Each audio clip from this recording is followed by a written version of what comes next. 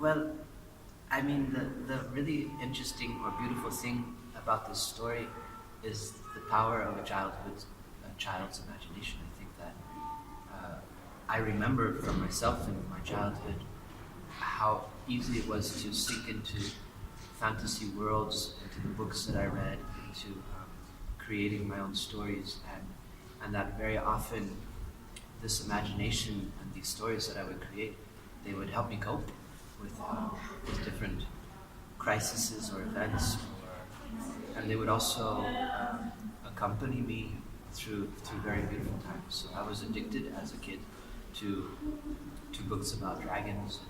I remember one of my biggest wishes as a child was to go to a world where magic and dragons was real.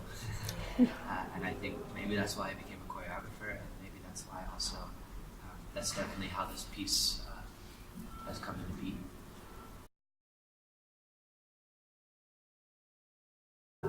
It's also a trick of inviting people that work well together.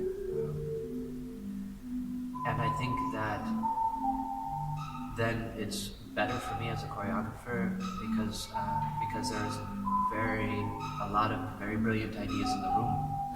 So my job as a choreographer then isn't necessarily to come up with all of the ideas, but to allow the ideas to come. That takes time, and it also takes patience. And manchmal gelingt es mir, manchmal nicht. But this is my goal. This is my goal of a creation atmosphere.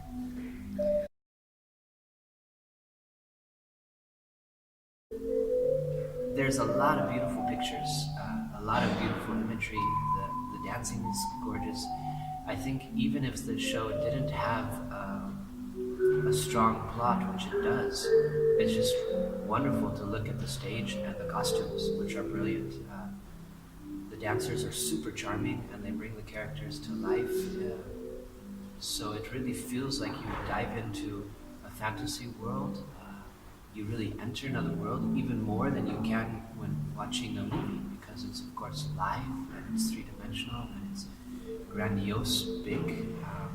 So I search also with this piece to have something which kids can really get into, but also which the parents would love to see.